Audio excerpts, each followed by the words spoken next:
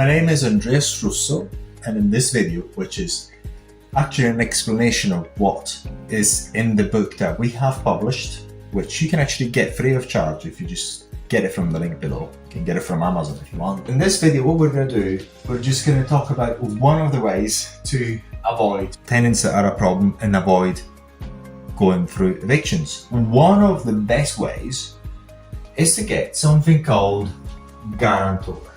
So what is a guarantor?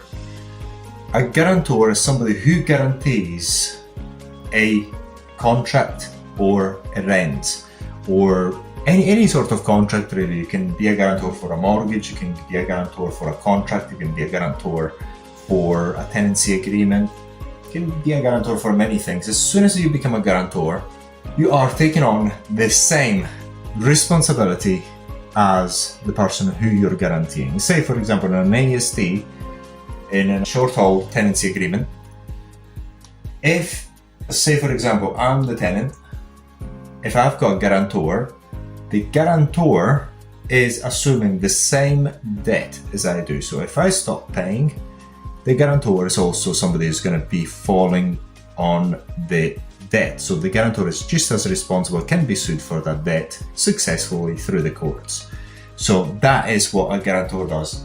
If you're a guarantor, you're taking on the same debt as the person who you're guaranteeing, or the same terms of the contract. You're guaranteeing the contract alongside the person who you're guaranteeing. That sounds very good.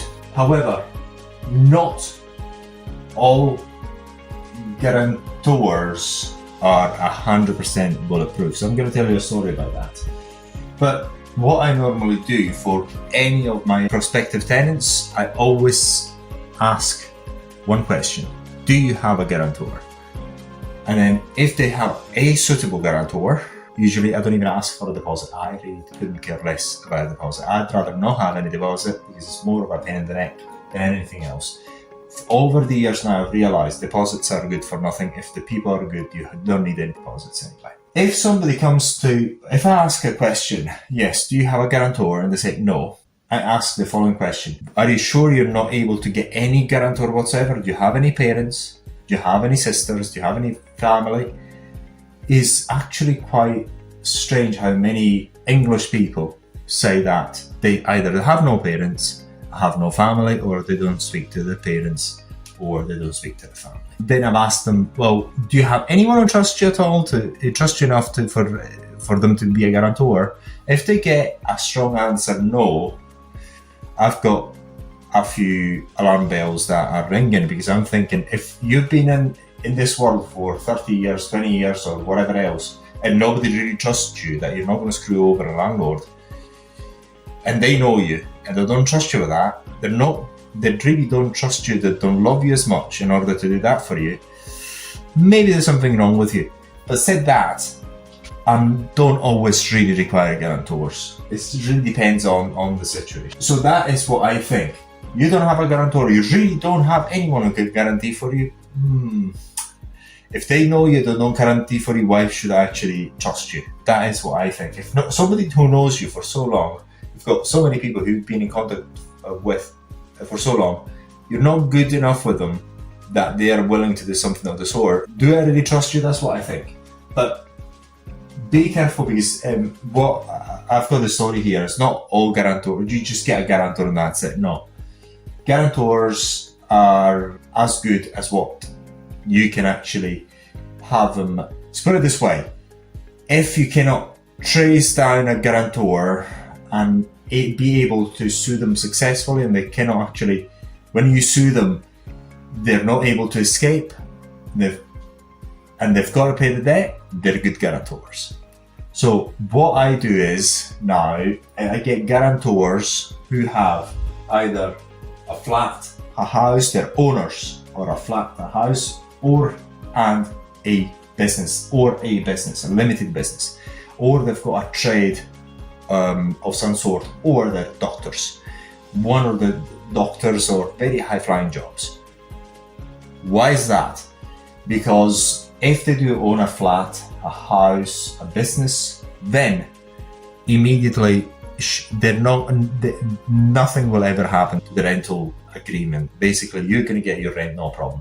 I've had one case where I had this gentleman who I've actually accepted as a tenant. I said, do you have a guarantor? I said, yes, my sister is going to be a guarantor. She had a business. Thank goodness, because he would have been, if he didn't have a guarantor, it would have been trouble. 1000%. That is one of the risks. 100%. If you've got a guarantor, you can sleep tight.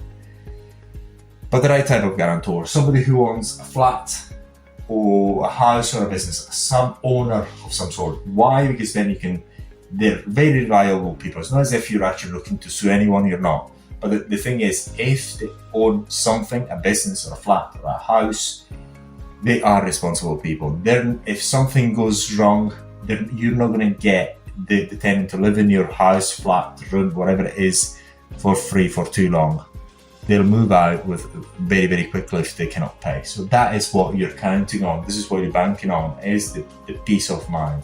So what you do with the guarantors, you ask them for the same thing, is to say proof of address, proof of ownership. If they own a business, limited business, just go on company's house and check that they're really the owner or the directors of that business. Very, very important. I'm going to give you a very brief story here. This happens, and this is when I look for when I'm getting guarantors, I make sure that they do own something.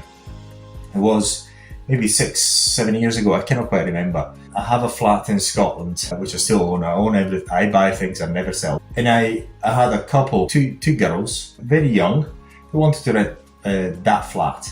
So I said, because they didn't have very good jobs, so I said, look, do you have a guarantor? They said, yes. So basically, one of them said, my mother can be a guarantor. Naively, I accepted the mother to be the guarantor. So we went, signed the contract. Beautiful. Mother was very nice. Everyone was very nice. Dan, very, very happy. I couldn't suspect anything wrong.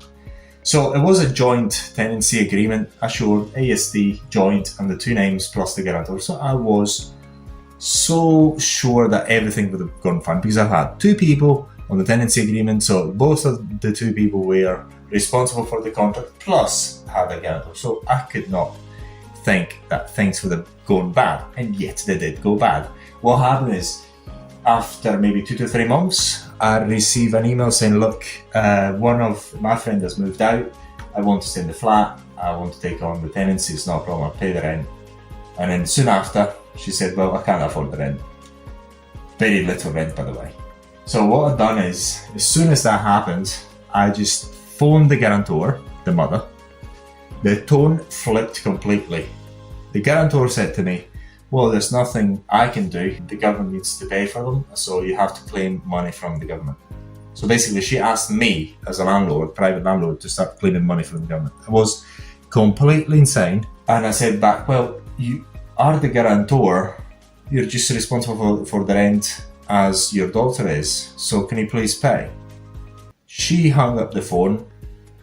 I called back, someone else answered the phone, and they said, look, it was just, the line got cut off. My name is Andreas Russo. The line got cut off. On the other line, a very young man said, well, your line was not cut off, you've been hung up on.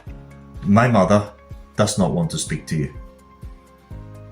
So what I've done, I phoned the tenant, her daughter.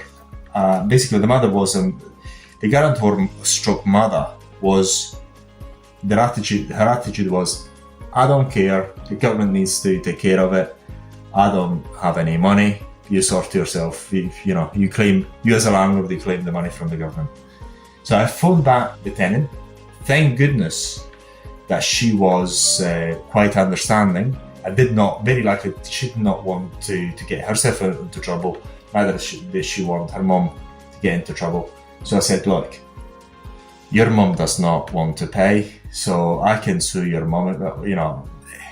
I could sue your mom, I could sue you. There's no point. How about I give you 2 weeks? Just within 2 weeks, you leave, and then things will be fine, Just leave within these 2 weeks. Pretty much I'll forget everything. What happened is, within the 2 weeks, before the 2 weeks, she moved out, and then she kept trying to pay her debt. She paid very, very little. But then I forgot about it. Whether she paid or not, I just wanted her out, and she was out quite quickly. But what that really taught me is that it doesn't matter whether you've got a guarantor or not. And I think that saved me again later on, because I had another case where I thought the guarantor was just at it as well, and was actually a son and a father, the father would have been the guarantor, but I was sure that something would have gone wrong there because something didn't ring right. So basically, it's not as if all guarantors are good. So you're looking for somebody who has something to lose, again, you can actually, in theory, sue, and they know that you can sue them and they cannot escape.